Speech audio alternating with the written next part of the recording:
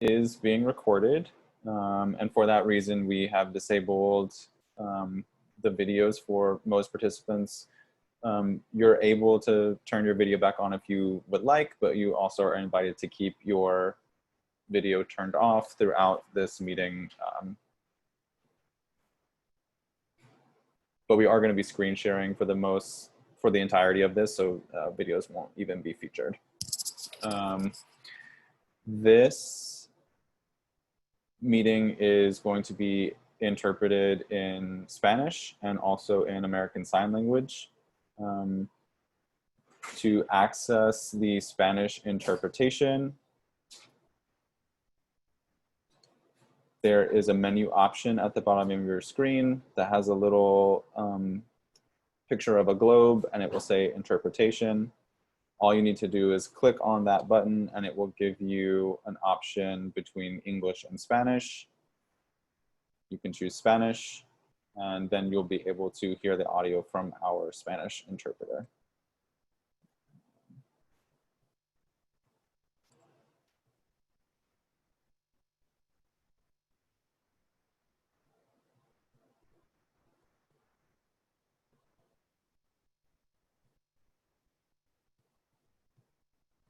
Hi, Kenya. So I haven't assigned you to the Spanish room yet because I was hoping that you could just translate in Spanish really quickly how folks can access the interpretation. Just explaining that they click the interpretation button at the bottom and choose Spanish. And then I'll assign you over to the Spanish room if that's okay. Está bien. Nada más queremos dejarles saber que por favor miren a su pantalla. Abajo de la pantalla debe de tener un globo, parece como un mundo. Seleccionan ese globo y pueden seleccionar español para que puedan escuchar la interpretación en español. Abajo también dice mudar o poner en mudo el lenguaje o la voz de la persona que está hablando en inglés para que nada más puedan escuchar la interpretación en español. Si no tienen esa selección, no importa mucho porque se disminuye la voz de la persona que está hablando inglés y mi voz es la que va a aparecer más fuerte. Pero otra vez, vayan a la pantalla, abajo está el globito que parece como un mundo y ahí pueden seleccionar el español.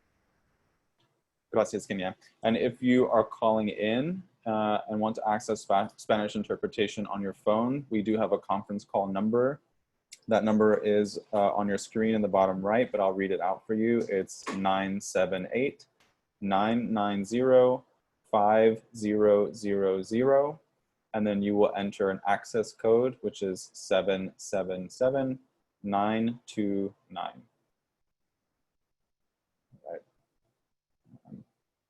Kenya, I will go ahead and assign you to the Spanish interpretation now.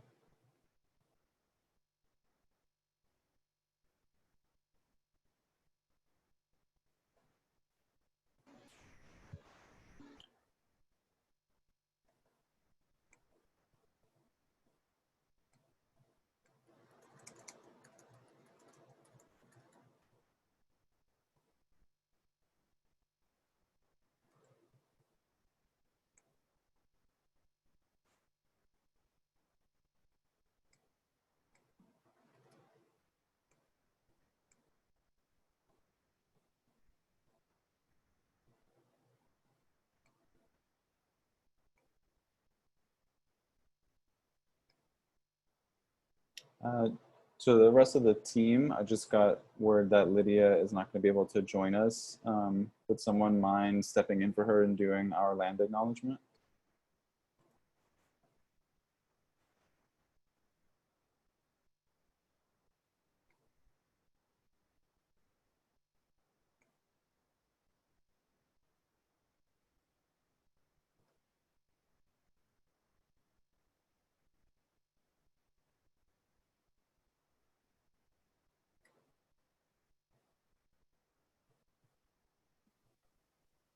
I think Lydia had someone come today to do land acknowledgement. I don't have their name.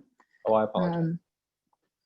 Or at least this could be lots of missed communication, but I think that's what I'm getting. So was anyone sent today from Lydia?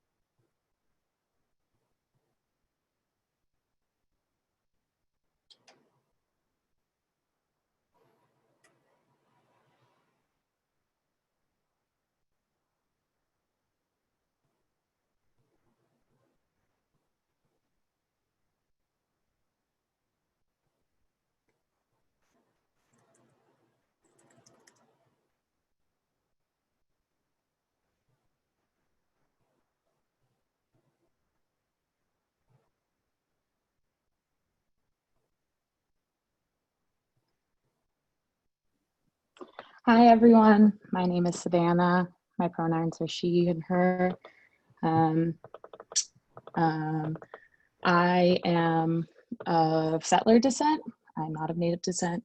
I come from settlers on both my maternal and my paternal side. Paternal coming back from the early 1800s, white settlers coming from Ireland, and refugees from Italy or migrants from Italy coming in the early 1900s. Part of land recognition is recognizing the harm that my lineage has caused, as well as the land that we are on collectively. We are gathered on unceded land of over 20 different peoples, meaning LA. Technically, we're on Zoom, but or wherever you come from today. I ask you to join me in acknowledging the Tongva land, the Gabrielino people, the Kizh people, Chumash, and 17 plus others, their elders, both past and present, as well as future generations and the current generation. Mutual Aid LA acknowledges that this work is done on this land, the stolen land, and founded upon exclusions and erasures of many Indigenous people, including those on which we all operate and which we have homes.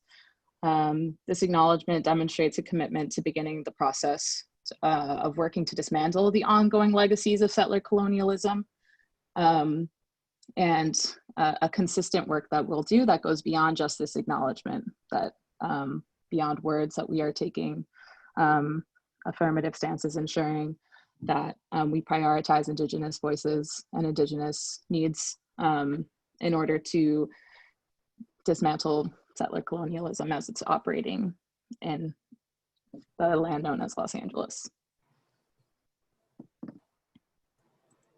Thank you, Savannah, for stepping in and doing that for us. My name's Eleanor. My pronouns are she and her. And before we get into the meat of everything, I'm just going to go over some community agreements. So like Brandon mentioned at the beginning, this is being recorded. You do not have to have your screens on if you're not comfortable with that. Totally up to you. Also, there will be an opportunity to ask questions. We just ask that you hold those questions until the end. If you have any concerns or like technical issues that come up throughout the meeting, you can go ahead and drop those in the chat. But we just ask that you hold on to questions until the end, and we'll definitely leave space to answer those. And then on here on our screen, we have a couple more community agreements, that this is a safe and open space for all. We respect everyone's pronouns. Please mute yourself if you're not speaking. That's more just like a technical thing. It helps us kind of focus on who's talking and eliminates background noise. And then just a reminder that you know, we can't be articulate all the time. No one person knows everything, but together we know a lot. And not everything we start, we will finish. Thank you for being here today.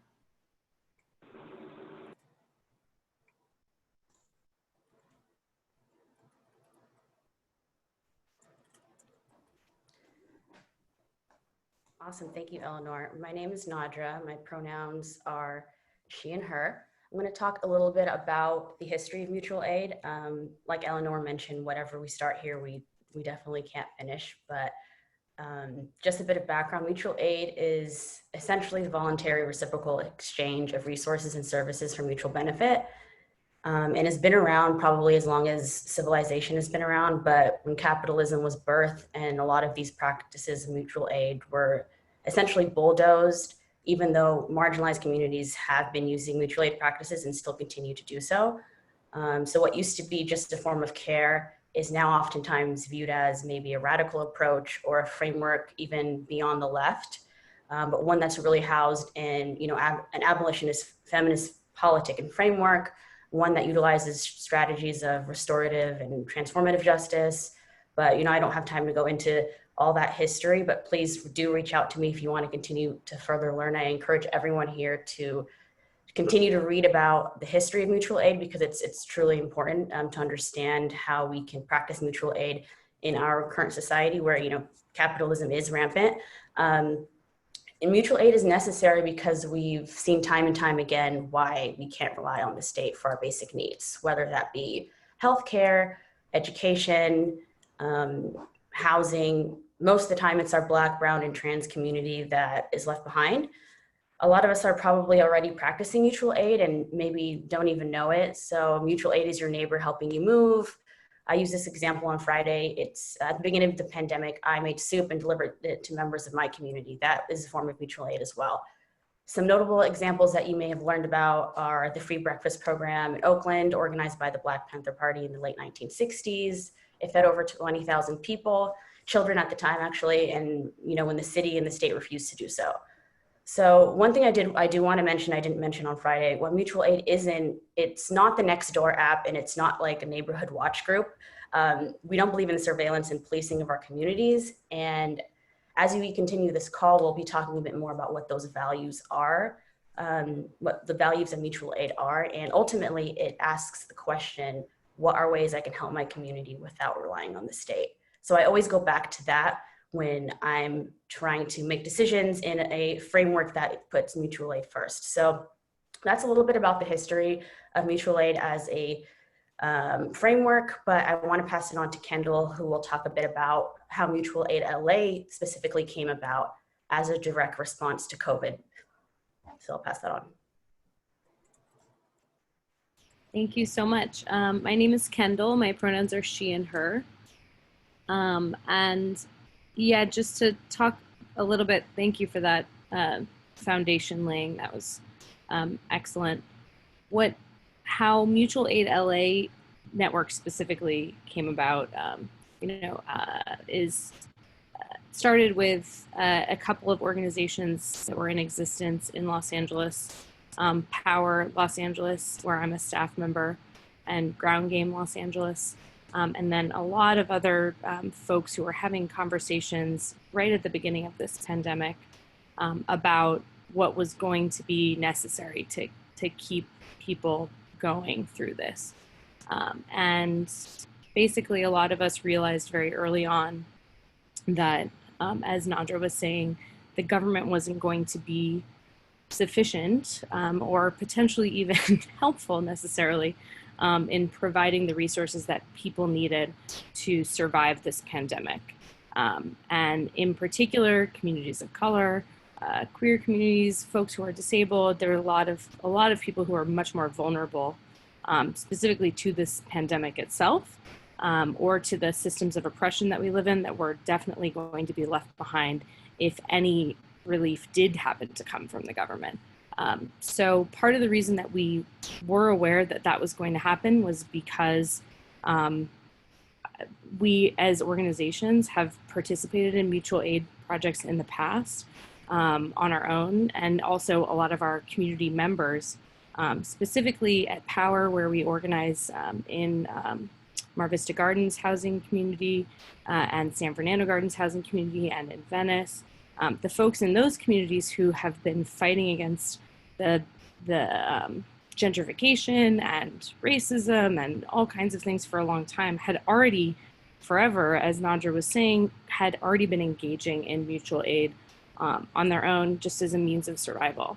So because of those experiences, we were prepared for, we were able to have the analysis early on that this was something that was going to be needed.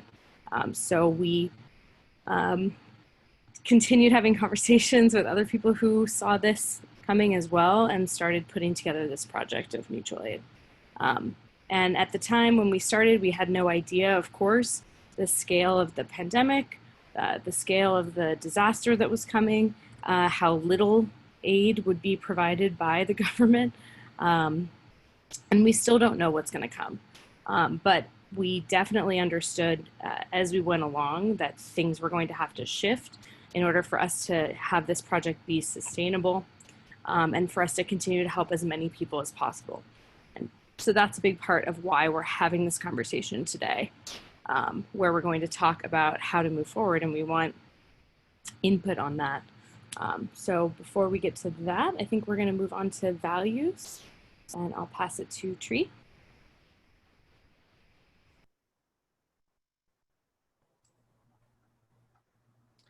Hello, everyone. I'm Tree. I use they, them pronouns.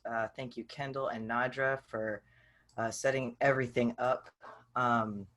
So I'm going to talk a little bit about the values that Mutual Aid Network LA has put together as a result of the conversations that we've had over the last few months and in trying to best practice what we were just talking about, what Nadra just presented, actually creating mutual aid spaces that are focused in solidarity.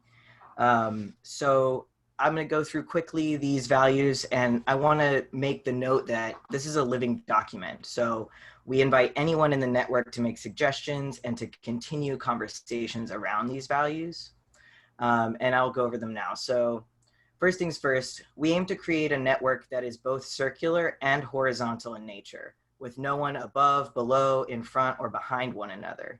This is an ongoing process requiring us to constantly work to remove hierarchy, to share information, and empower all members of our communities to contribute and to take on responsibility. We understand completely that everyone has value, everyone has something to offer, and everybody needs support. So we're working to create equitable access to food, housing, education, healthcare, technology. We recognize these as human rights. And we also are very, very concerned with everybody's safety and privacy. So we seek alternate responses to harm that are outside of the police and outside of the state. We never want to share anyone's individual information with law enforcement, you know, especially LAPD, LASD, ICE, any of that. So this is very much about keeping everything within the community. That sort of rolls into this first value. So community care. And I'm just going to read off here from the slides. So the Murray visual artist, activist, and academic Leela Watson expressed, "If you have come here to help me, you are wasting your time. But if you have come here because your liberation is bound up with mine, then let us work together." And you may have heard solidarity, not charity is essentially a little short version of that. So we're trying to get away from any sort of top-down or gatekeeping that you might see in charity spaces and get more into the community, having communities that are an inch wide and a mile deep as opposed to a mile wide and an inch deep. We're also very passionate and serious about our anti-racism. We honor the legacy of Black and Indigenous communities who have been practicing mutual aid long before the creation of Mutual Aid Network Los Angeles. And we prioritize the leadership, experience, and needs of people who are most impacted by oppressive systems. That includes Black, Indigenous, people of color, undocumented folks, LGBTQIA+ folks, women, people with disabilities, and poor folks.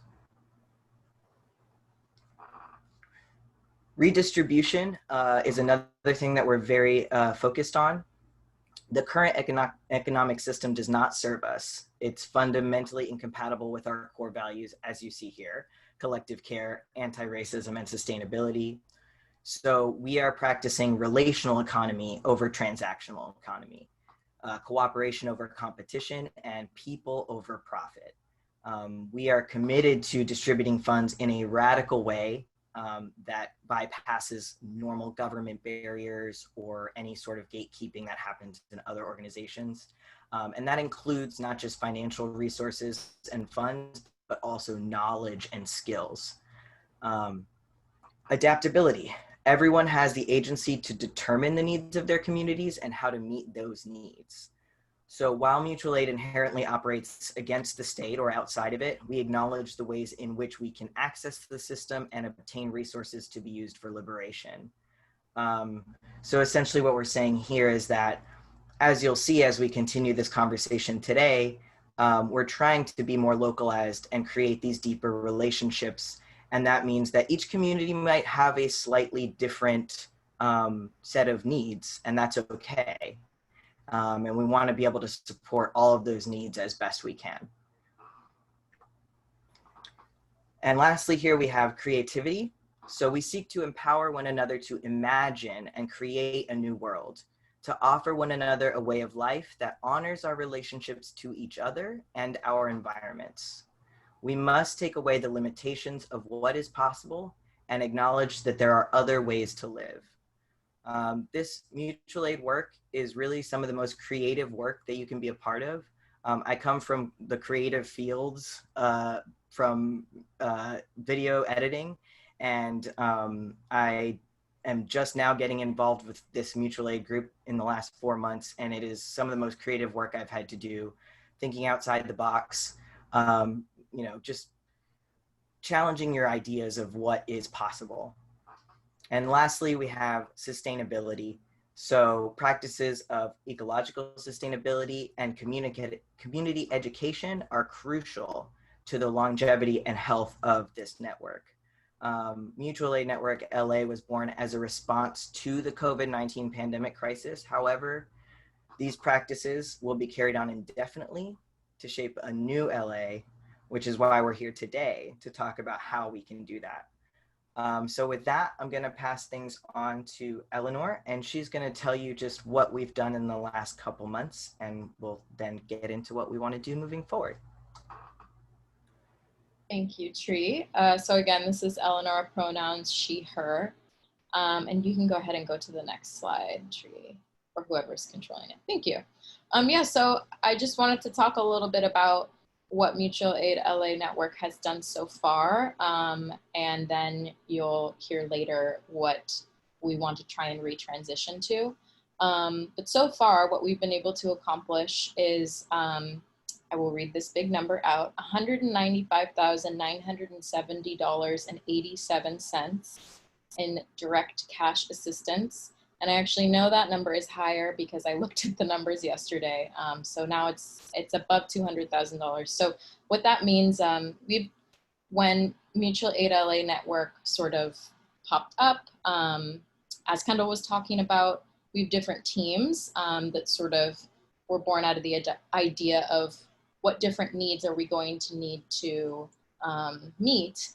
And direct cash assistance was one we thought of because, as everyone has been saying, there's lots of gatekeeping and weird things about other financial assistance in this city, but also just anywhere where you have to prove that you are, you know, deserving of the aid. You have to, provide with like certain documentation. And we wanted to reject that idea and give folks the autonomy and the agency to use basically the functions of capitalism, like use money in whatever way was helpful to them. So we're excited that we have been able to truly just redistribute straight money to people to use, for them to use how they need. We had a really amazing grocery team that was comprised of our inventory team and our driving team. We were able to make about 748 grocery deliveries from that. We also redistributed money to other groups and people who have been doing this work for a really long time in the city. So various places of people already practicing mutual aid. We wanted to honor those folks who, like we've said, have been doing this work far before the creation of Mutual Aid LA. We have an amazing medic team that not only helped us with an extensive decontamination process for our groceries, but also did things like train community medics for protests, distributed tons of like medic kits around the city, provided sanitary supplies and that decontamination knowledge to the LA Community Fridge Project. We also have a outreach team that does work with our unhoused neighbors, and they continue to do unbelievable work, you know, including, but definitely not limited to, providing meals, water, ice, hygiene kits, all that sort of stuff. We've also connected hundreds of folks to the LA Tenants Union. So like I mentioned, there are other groups that we've tried to work closely with and that we want to continue to work with. And LA Tenants Union is definitely one of those as we fight for better tenants' rights and better rent relief or cancellation of rent. And I also, something that's not on this slide, but I definitely wanted to bring up is our peer support team is a really unbelievable team that has been providing that more kind of one-on-one, almost like case management of helping folks find resources in the city, you know, helping folks fill out unemployment, helping them find a place to stay, helping them with just emotional support. And yeah, I think that they've done some really wonderful things. And next slide. So yeah, these are just some photos of like grocery drops and some of those like cooling kits that were put together by our outreach team, as well as some gratitude that we had the permission to share.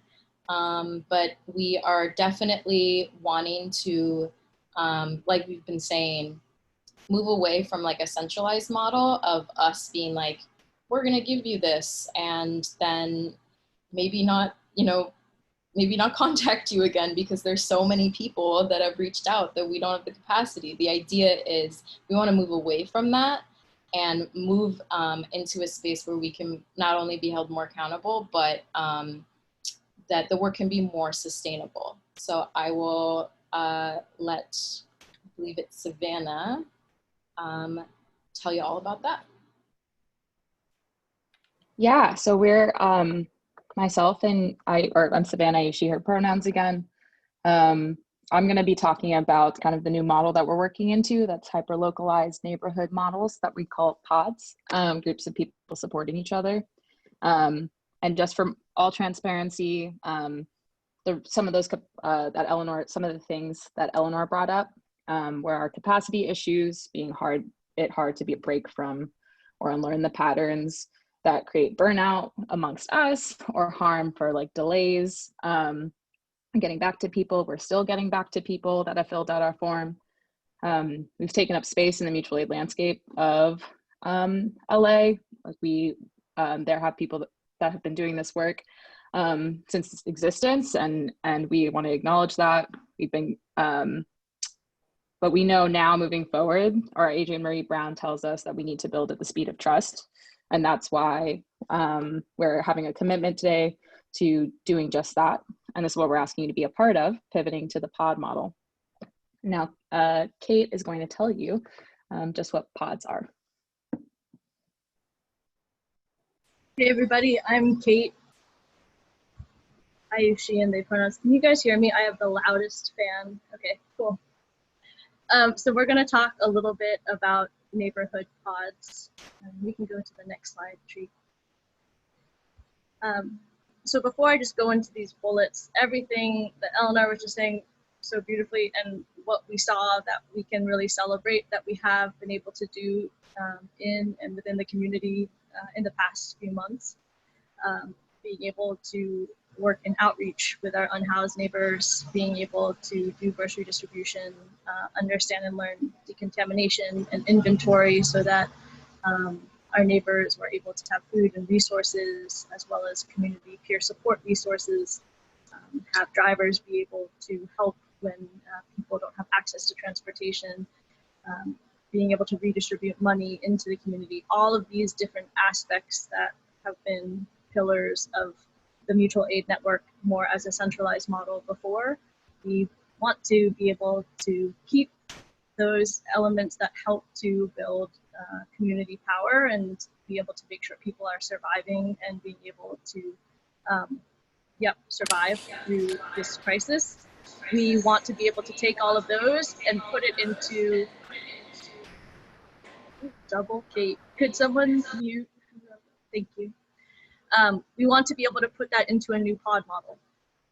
So the difference in this transition is that a pod model would be small groups of folks, people hopefully on this call who are excited, who might have already been part of the mutual aid work or have been part of mutual aid work for years, that as neighbors, small groups of people who live close to each other geographically, whether in the same apartment building or on the same block or few blocks, anywhere from 3 folks to 20, and those are just a suggested number, would be able to come together and start building their own mutual aid practices from the ground up and on their block, instead of having a centralized place or one office where resources are going from one location out to tons of different places. Being able to do that would also build community trust in a vastly different and deeper way. Really beautiful how Tree said, an inch wide and a mile deep.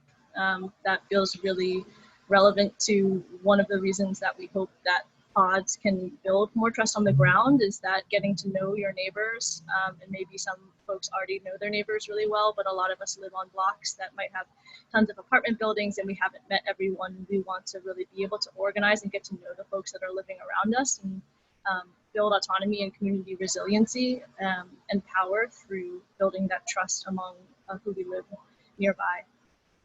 In this new pod model, we would also want to redistribute resources like food and like money and peer support, as well as be able to do outreach and learn, if we haven't done it yet, how to support and include unhoused community members and neighbors that live near us also in the pod model, so that everything that we've been doing in redistribution can become organized and led by each pod that might be started on your block or by you or by a couple of your friends or organizers that you work with. And we also would like to have the pod model utilize the potential of organizing power. And this simply means that in this pandemic, multiple pandemics of racism and poverty, militarization of our communities, also the pandemic, healthcare, well, everything is really in crisis. That's why we've said that we can't rely on the state and that we understand that they're not serving us. There's a lot of potential to organize, and if folks have,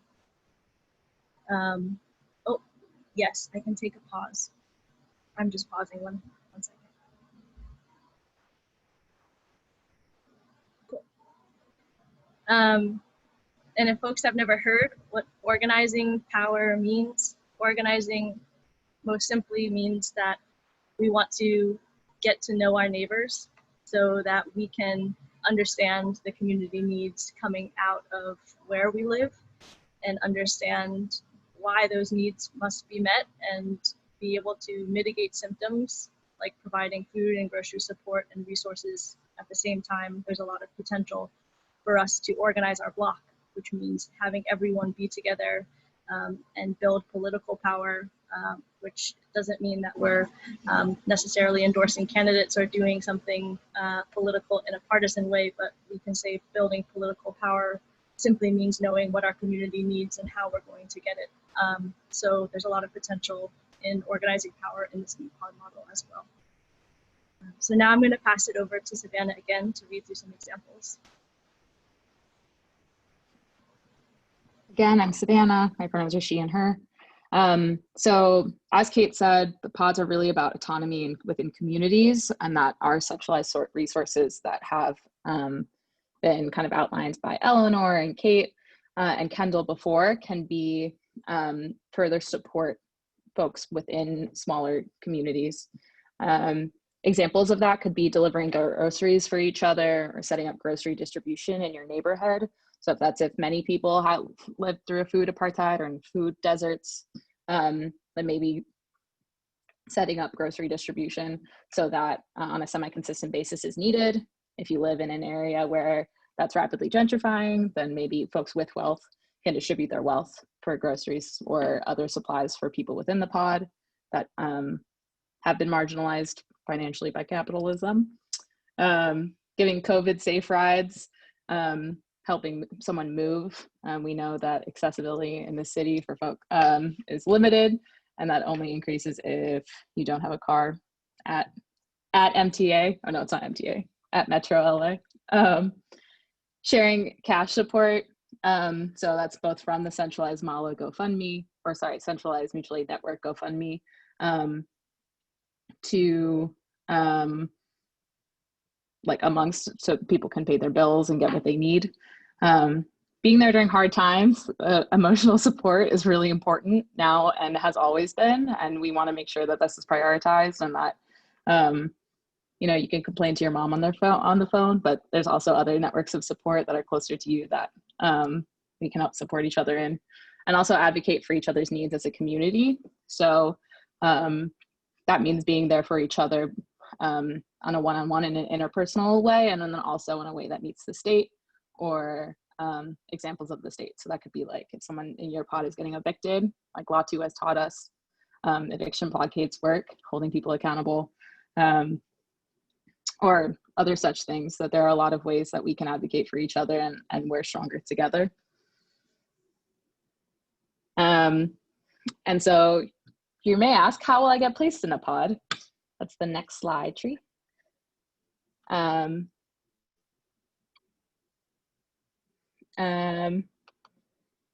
on one moment. Yeah, Nadra is going to chime in to talk about accessibility for a moment. Yeah, just thank you, Nadra, she, her. I just wanted to mention, if y'all didn't remember, this happened, I think on Friday, we were about to lose Uber and Lyft. And that to me was like a really stark example how at any moment the government can take something so important to our community away, transportation. And I was just thinking about how, you know, before mutual aid, say I didn't have my car, or people who don't have ways to get around, if you don't know your neighbor, and if you don't have a relationship with your neighbor, if you don't know drivers, if you don't have that community where you're able to have that resource, it could be life-threatening. So because the government has the ability to take away rideshare and hasn't properly invested in public transportation, the community is left with nothing. So that was really a wake-up call, I think, for me and a lot of my comrades in this community, is that in any moment, the state can take away anything. And so we just want to be prepared. So I just wanted to chime in with that, because that's like a real life example that could have really put us in a really at-risk scenario, but a scenario that I think our mutual aid group would have been right there with our drivers in the community, willing to help, because we prepared for something like that to happen, if that makes sense. Yeah, absolutely. This is Savannah again. Yeah, I mean, our driving team has been delivering groceries to people with cars, without cars, people who are immunocompromised, and even if they can travel, or risk their life to do so, especially in places where they can't trust everyone. So yeah, that's just one amazing example of like why this work is really imperative and why having it be even more localized is so important. So an example of how you could get mapped into a pod is on this slide. So if you look at the top right screenshot, that's our network of people thus far all over the city. The blue are mono English speakers and the yellow are mono English Spanish speakers. And that little red one in the middle, if you could see that, is the ground game office in Hollywood, where primarily we've been working out of. So you could kind of see how we got to those capacity issues, because there's a lot of people and a lot of space and one little space there. So an example of how you could be placed into a pod is if you fill out the form that we'll send you at the end of this call. We're going to be drawing like arbitrary kind of turfs. You can see in the bottom right screenshot, an example of a neighborhood grouping that will become pods. These are people who have already interacted with us, either received assistance, volunteered energy, time, money, or both, because it's reciprocal. And so putting WEED as the centralized group would put you in contact with people and then help support you along the way in your neighborhood, and in order so that you could make some of those decisions of what you and your community need for yourselves as a pod, and then we'd be able to support you. An example of that is based on, or you could see the figure on the left by Rebel Sydney Black. If you're that gray circle in the center, and there are black circle, circles around with black opaque solid lines, could be an example of a pod of 6 people. You may already have a pod that you just don't call. Like we said, a lot of us practice mutual aid, but these would be people that were placed specifically in your neighborhood that have been a part of our network. And those are people that you would be able to count on to some degree with the support of those big, to some degree, right? As we build those connections. The circles outside of the solid black ones, the ones with the dotted lines, are people that are not yet a part of pods or a part of this work that can be mobilized and organized into practicing mutual aid, because we all benefit from this. All of our liberations are tied. And then lastly, the big circles on the outside are kind of resources and organizations or movements that share their infrastructure, that where we're able to receive resources from their infrastructure. So one of those big circles on the outside would be something like Mutual Aid Network LA.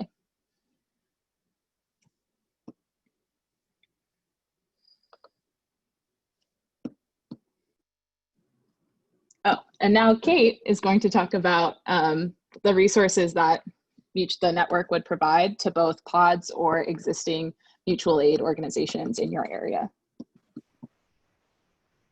Great, thanks, Savannah. Again, I'm Kate. I use she and they pronouns. So we're going to talk about some of the resources, and I think maybe one way I'll just sort of do it as an example, and then I thought maybe from Friday it would be a little more clear how this might look with some of the resources we've built. So I'm going to say that Savannah and myself and Eleanor, I don't think we all live next to each other in real life, but we all live in Thai Town. That's where I live. And we want to start a pod. And so after we have initial conversations, we would have a couple different ways that we could be supported and get our organizing and our pod off the ground. There would first be money from the Mutual Aid GoFundMe is available and could be distributed to us as a pod, and to also redistribute to other mutual aid groups that might be in our area or just in the city. This is just for pods. We also will be continuing to redistribute money from our fundraising, which we've done over 200,000, and we will be fundraising more and more, and as long as we need to. But perhaps as our 3-person pod, we might want to start doing a grocery distribution among the 3 of us. If we were food insecure and wanted to build a practice together and drop groceries off to one another, it might be hard if we're all perhaps housing insecure and have lost our jobs and might not be getting unemployment, to be able to have money to buy the groceries. There would be a process that we'll have where pods can request directly financial support so that we could have help to set up our groceries. Secondly, we could have access to support from volunteers who have been in the mutual aid network, who are some of the folks who are on this call, and also some folks who are facilitating this call.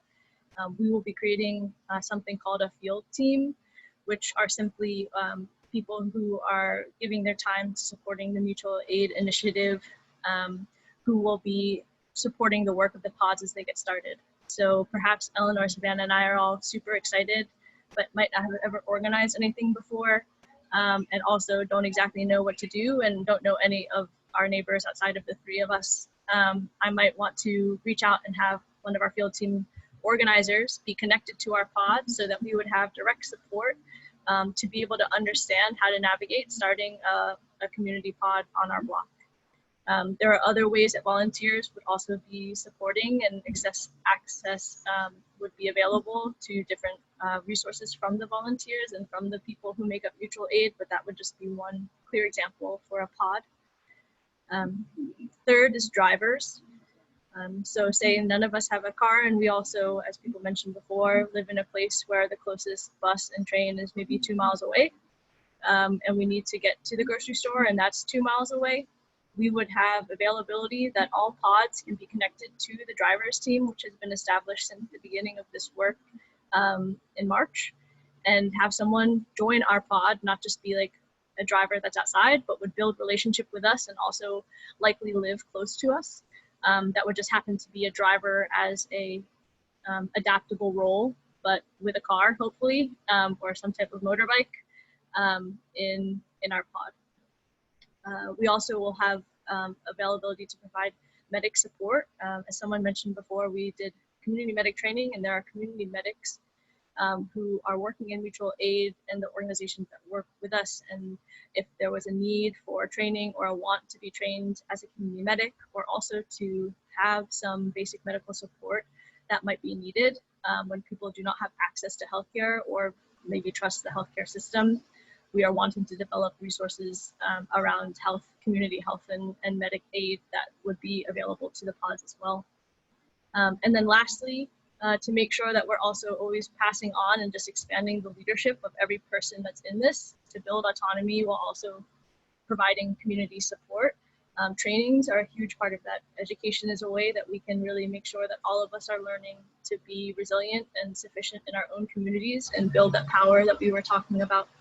So some of the things that we've learned through trial and error, through learning the wisdom of many people who have been doing this long before us, we have a couple different ways we'd like to offer trainings, which would likely be virtual and would either be maybe offered through connecting to the organizers in mutual aid, or simply if you need it, we could connect you to trainings for peer support, as Eleanor was talking about, resource redistribution, trainings on how to acquire and community fund some type of direct cash assistance for your pod or for folks in your community, as well as training for infection control. So passing on some of the experience and learning from the inventory process that we did as a centralized place to make sure that groceries are clean and disinfected and safe as we're distributing groceries. And then lastly, it wasn't on this slide, but another way that we are going to be integrating trainings is that right now we also have a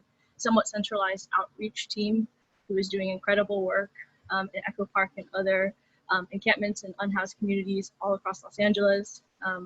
And we want to be able to offer outreach training where folks could, in any pod that they're starting, understand who is in their area, how to reach out to our unhoused brothers and sisters and family, and include them in the pod, because also if there's anyone that we can learn from who is, because of necessity, practicing mutual aid all of the time to survive and excellently knows how to live outside of an oppressive system, are the unhoused community and our friends and neighbors all around Los Angeles and very close to likely where we live.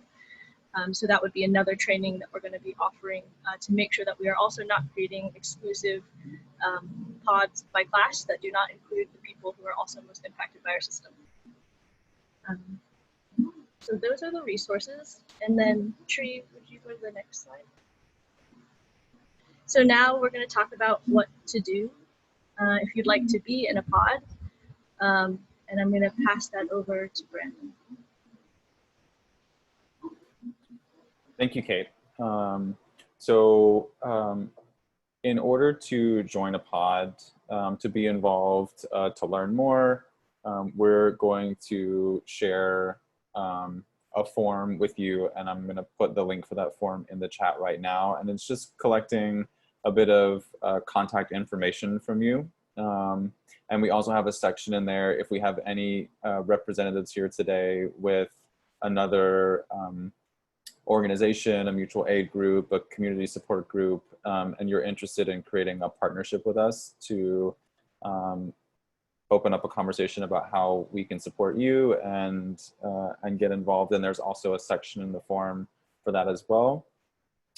So I'm going to drop the link for that in the chat right now, and we'll give you an opportunity to go and fill that out.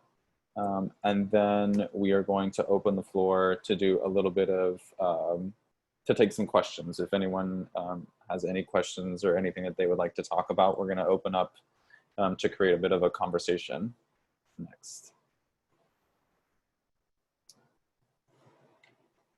Brandon, can you mention how folks could put their questions in the chat and how Stack works? Yes, thank you. And so to create a little bit of a form to this Q&A, we use a system that we call Stack.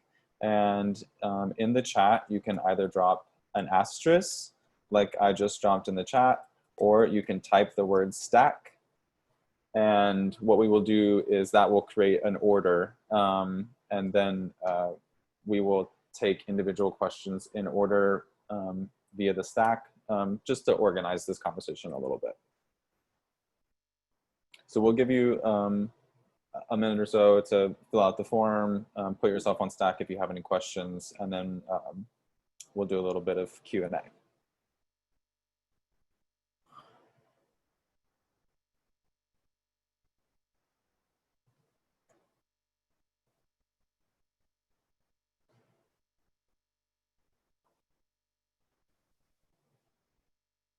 We will also be sending out a follow-up email that will include a link to this form. So if for any reason you don't have an opportunity to fill it out right now, or you don't want to fill it out right now and want to wait till later, we will be sending it out in a follow-up email. Just wanted to let you know.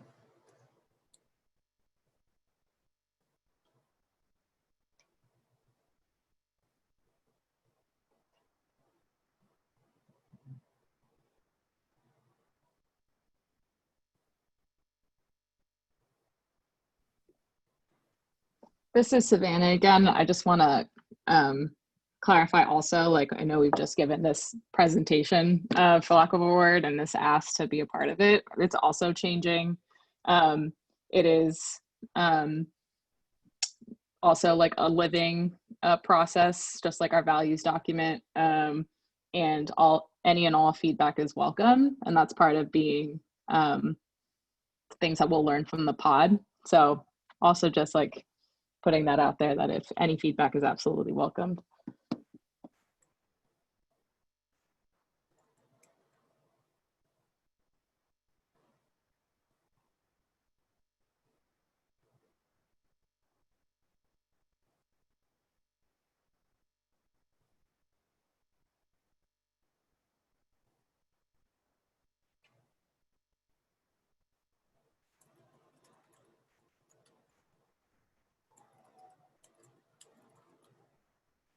Is someone keeping track of the questions? I'm trying to.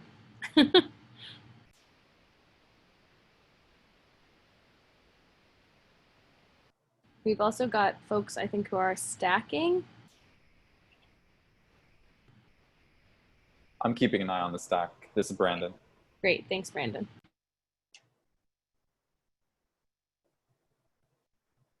All right, so let's go ahead and open this up to have a bit of a conversation here.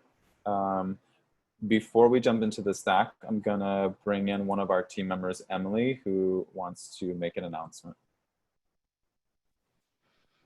Hey all, thank you so much for joining.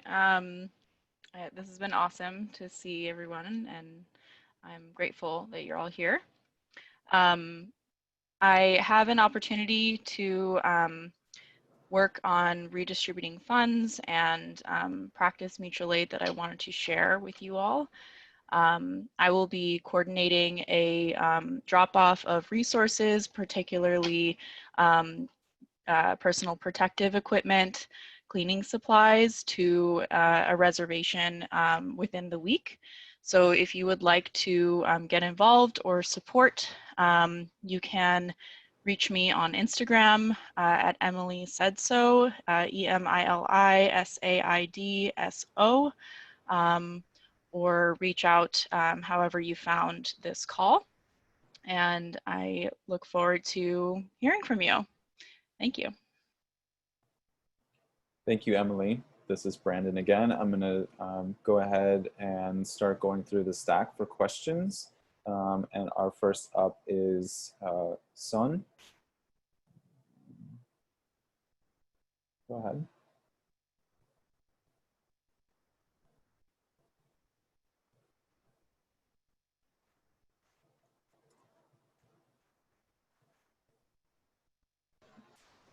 I think someone just put their question in the bottom. It says, I'd like to organize a pod in my area. How do I know if there is one already formed?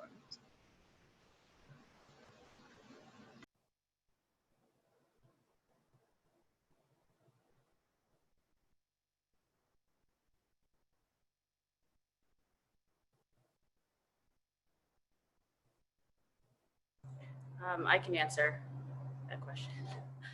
So once you fill out the form, it's then a team's job to go ahead and organize what that pod will look like. If your question is in regard to if there are already mutual aid groups set up in your neighborhood, that might take a bit of research, which we're also really available to help with. If you live in a certain area or street and you don't want to, you want to feed into work already being done or feed into a pod that's already happening, which is a great thing to break up. We don't want to bulldoze any neighborhood groups that are already doing the work, which is why we are decentralizing essentially. So that's definitely something that we can do.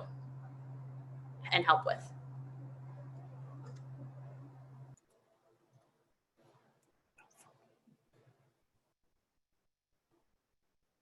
Thank you, Nadra.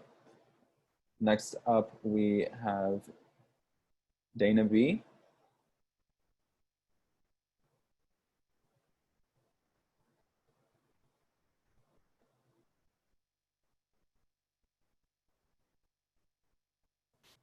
Dana, did you have a question? Oh, yeah. I am not a member of the dominant community or culture in my neighborhood, but I would still like to organize my neighbors and get to know them. But I think it wouldn't necessarily be appropriate for me to lead or take initiative on a pod, just be supportive as an ally. How would you connect me to somebody who might be more interested in leading and I could be in a supportive position?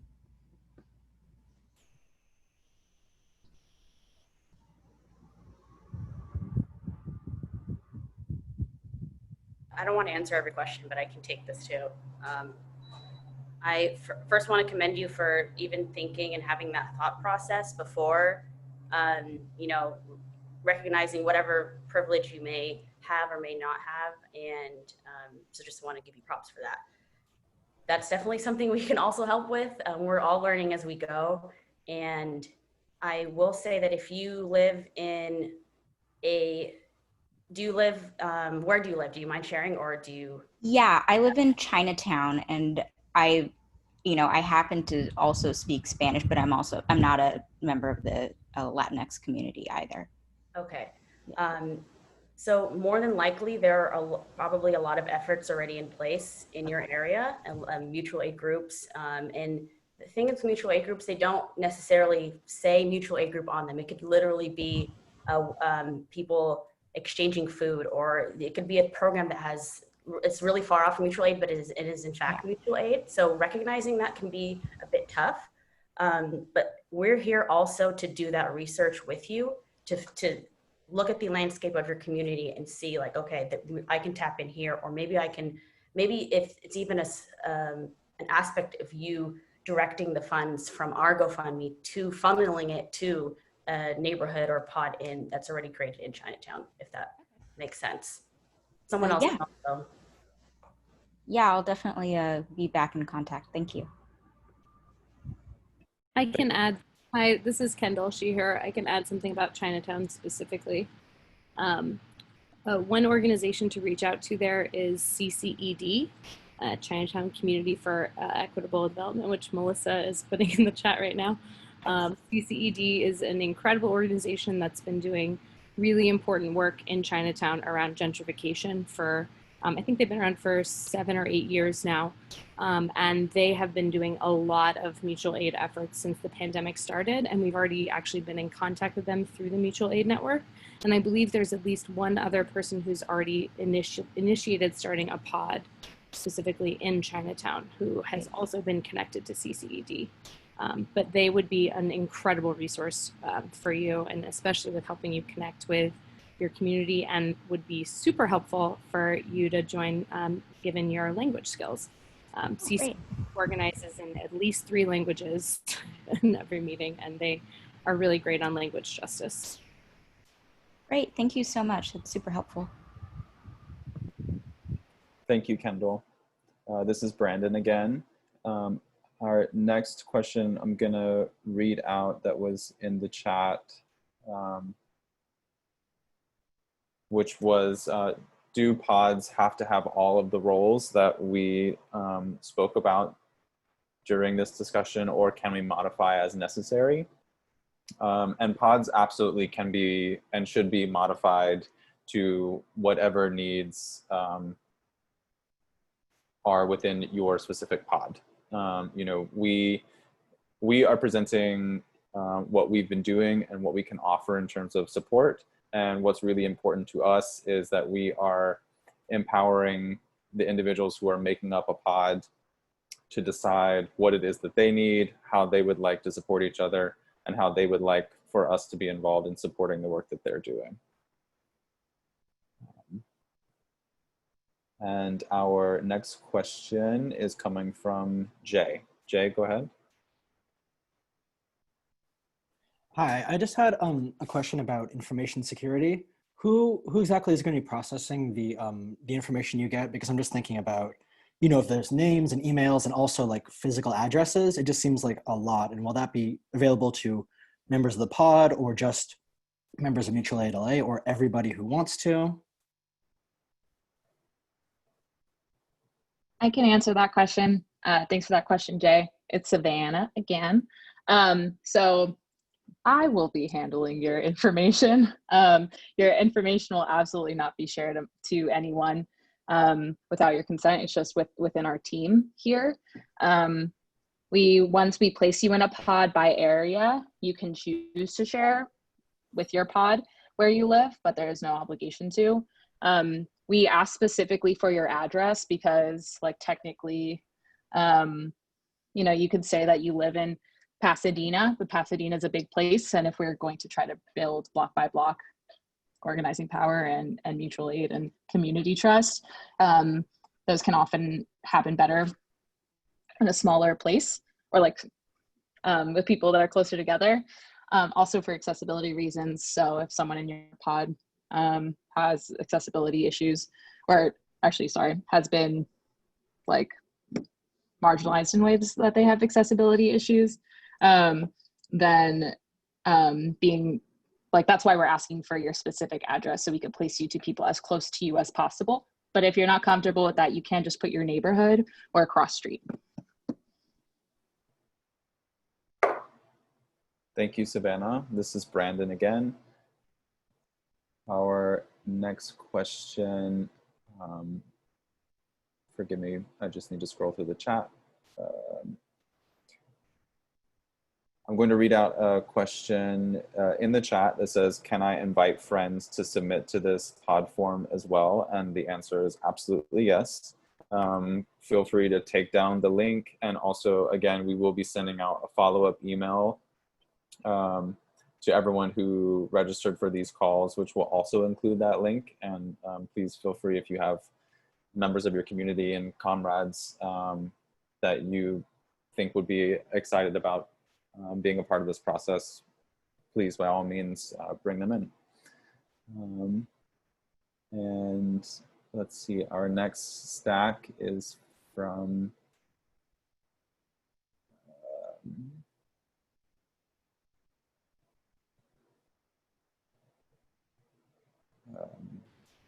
sorry, just scrolling through the chat. I think, Brandon, I think it might be the question from Ali in the chat.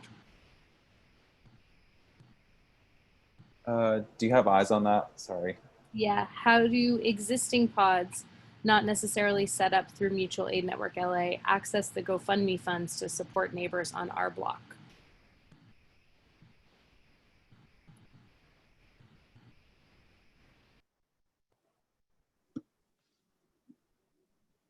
Is someone speaking? I can't. Should I go ahead? Go ahead. That's a great question. On the pod intake form, one of the questions is, are you a part of an organization or movement that practices mutual aid that could use partnership support from Mutual Aid Network LA? And so if you fill out that form and you put yes and give the contact information, we can reach out to you. Another way is to just email info@mutualaidla.org, which will be on the next slide, and just email them with specific needs if it's monetary or volunteer power or what.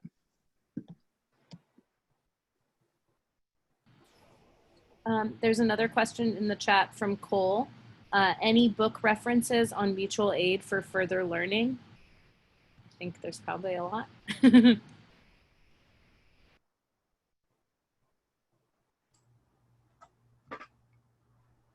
I have a couple off the top of my head, but I feel free to add to the chat anyone who has suggestions.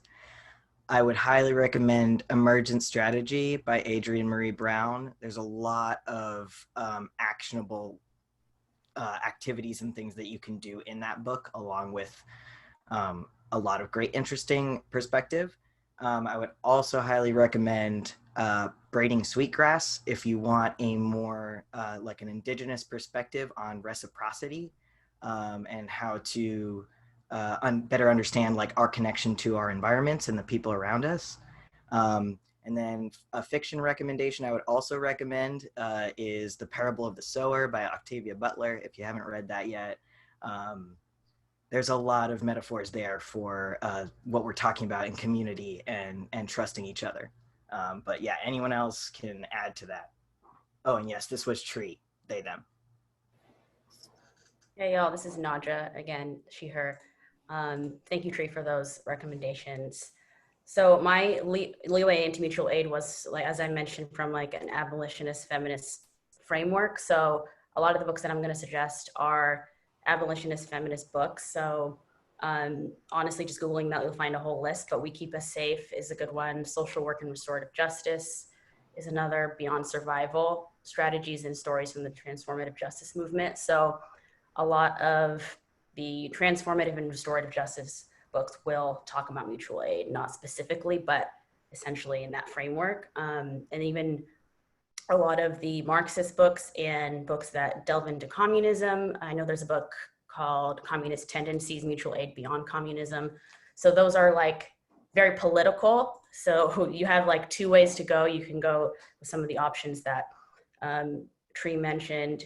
And then if you really want to get on the political aspect of it, the radical side is, these are some of the books that I just mentioned. Hi, so I'm going to just copy paste. This is Kate. I'm going to copy paste one book, which is like a non-religious Bible in some of the movement that I've been mentored in. This is some by Willie Baptist, also comes from communist teaching. And he was actually part of the Black Panthers during the 60s.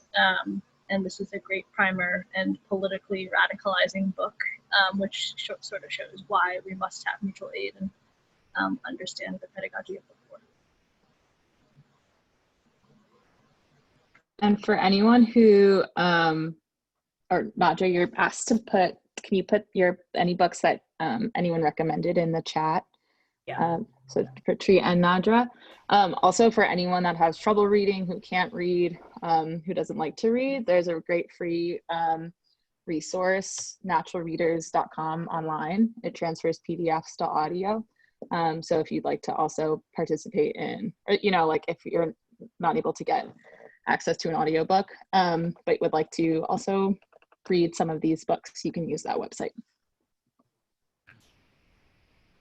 I'm going to go ahead and bet that we could continue talking about books that are great to read for this for a long time. And probably this is part of how we can resource share going forward, I would say. There was another question in the chat. Will this presentation be shared after today's Zoom? And yes, it will. It's being recorded and we'll be able to share it. And then other question, do we need a space to have a pod? And I can field that quickly, and if anyone wants to add anything. No, and certainly not to get started. You don't need a space to have a pod. There's a lot of, there's a lot of mutual aid work that really doesn't require a space. A lot of what we've been doing has been, helping people navigate, how to get unemployment, or helping people with language things, or, there's a lot of things that don't require any kind of storage, and definitely get started for sure. And then if the need arises, that's something that you can, address as it comes, I would say. And it's also possible that there might be somebody, as you start reaching out to your community, you might find that you have a neighbor who has a garage or has a space, if it's needed. Anybody want to add anything to that? I'll chime in a little bit. I think because there was a question on Friday, your mutual aid group or pod can be a group chat, a WhatsApp chat. It doesn't need to be, especially right now with COVID, you don't really need to meet in physical contact with each other. There's so many different ways to organize together. So I think that was something I don't think we talked about, is that this is a truly accessible space in whatever capacity your community needs it to be. So if that's just a group on social media or, you know, a meetup where y'all are stepping outside of your homes in close proximity, but still like distance. So yeah, that's totally up to the pod. Great. I see that Jolie has a question in the chat. Did you want to ask your question, Jolie?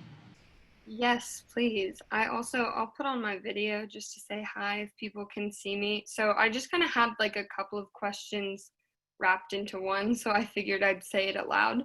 So I'm from the South Bay, specifically Hermosa Beach.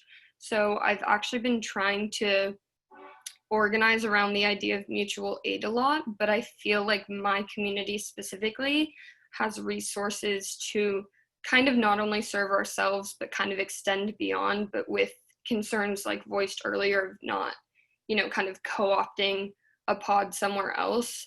I've just been trying to kind of mobilize people to donate monetarily, but with that, I was going to ask if you guys have tips for kind of like navigating and verifying different GoFundMe's or Venmo pages, and then also kind of speaking to the effect, especially when so many organizations are linked, like you guys with LA Tenants Union or whatever else, kind of how you decide whether to, you know, have one big donation to one specific organization or like donate a little bit to all of you, and kind of, I guess, just how to best distribute the resources, not only like in my immediate community, but then outward if there's excess.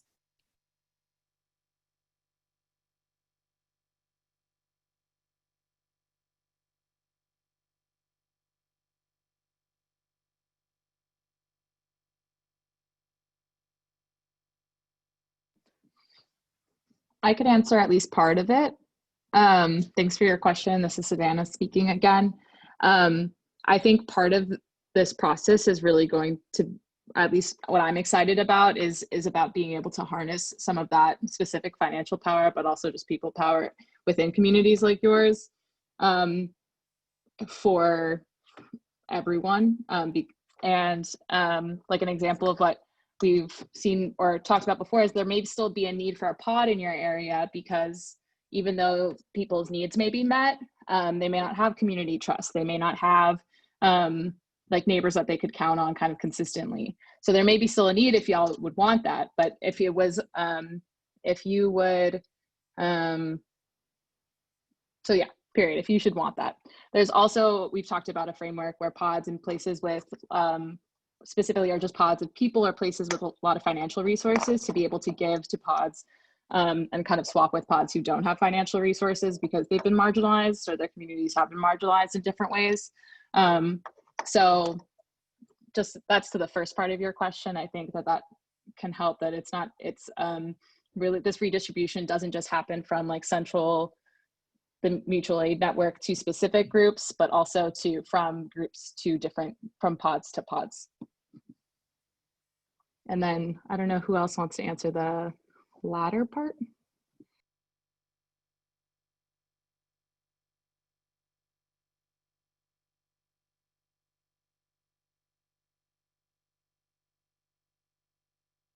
All right, I guess I could give my personal opinion that I think it's not, we've specifically in this work said that it's not about verifying people's, like whether or not they can or should or could or receive money, but that we just give. And the point is to give if it's had, and that's true. Redistribution comes with no strings. So yeah, if there's a GoFundMe for someone, it's probably because they need it, and trusting that person or choosing not to trust is part of mutual aid work, where we're like taught to not be able to trust folks, and we need to be able to start breaking some of that within ourselves and interpersonally.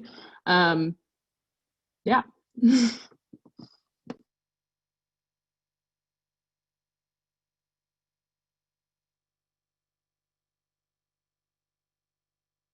I think there's a question in Spanish if someone is able to read it.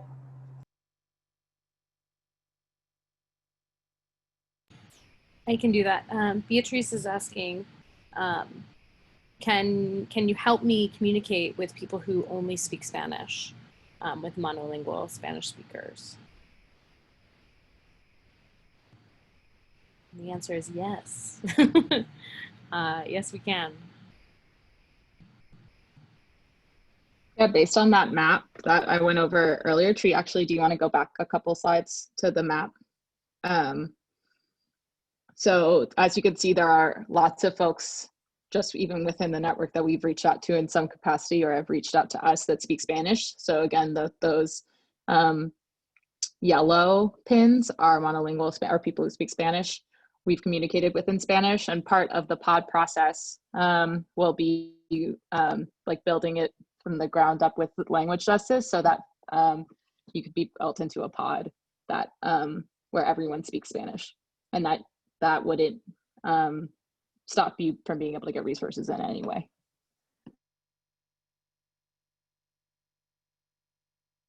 Also, I'll just say in general that there's a lot of great technology around translation and interpretation that's really helpful and can be used to communicate with your neighbors, especially if you open up a text-based chat with folks and folks have the ability to communicate with you. There's a lot of ways that you can do basic communication, and yeah, it's important to take advantage of these new technologies and also like simultaneously work to help people learn those technologies, right? So that they can also have more access.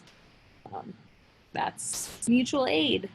There was another question in here. I have a few neighbors that need to pay their utilities. How can we get help to them? From Flower Gardener.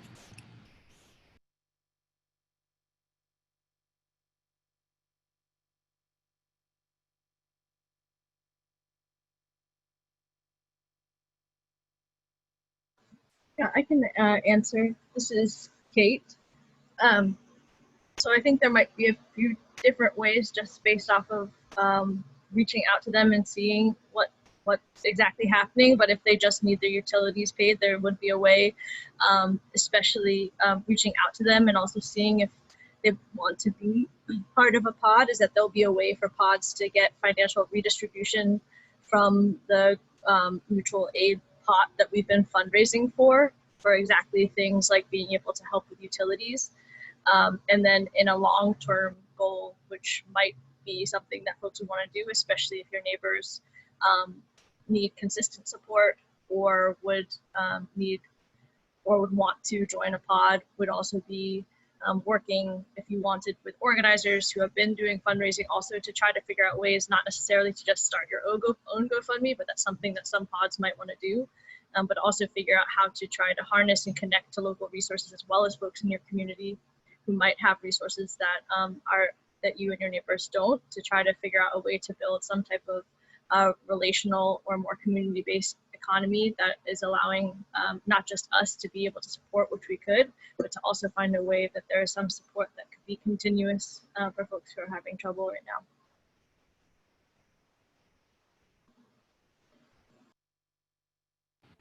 It looks like we have one last question in the chat, and then I think we should wrap it up.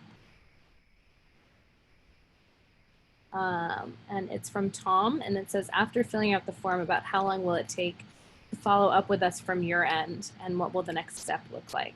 i.e., will it be connecting people in the geographic location or something different?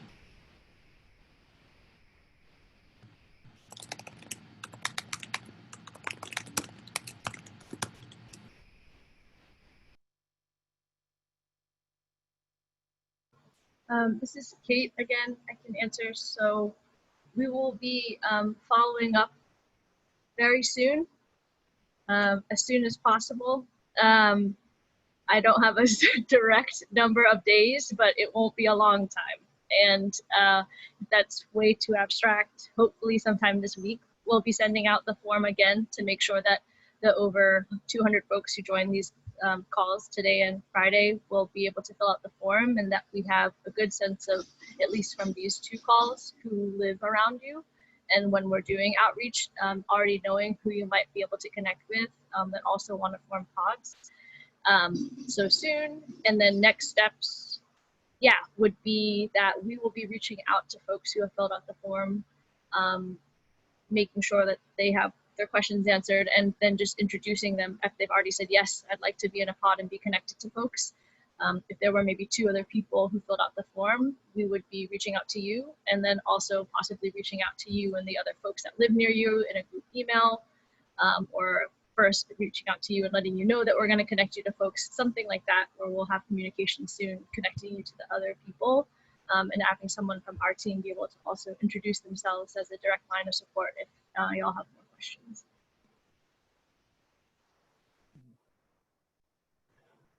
Thank you so much, Kate. All right, we are going to have to wrap up now, but I just wanted to make sure that if anyone still had questions or anything that they would like to contact us about, I'm going to drop our email address in the chat, which is info@mutualaidla.org. Please reach out to us. And again, you will be hearing from us with a follow-up email in the next couple of days, and we are really excited to get this part of the process started with everyone. I would like to thank you for joining us today, and also thank our interpreters, our Spanish interpreters, and our ASL interpreters from Pro Bono ASL.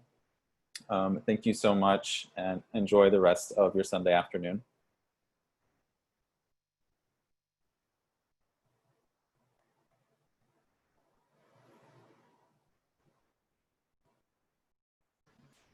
Bye, everybody. Thank you. Thanks, everyone. Thank you. Bye. Thank you. Bye-bye, everyone. Have a good Sunday. Thanks, everyone. Bye. Okay, I'm going to stop the recording.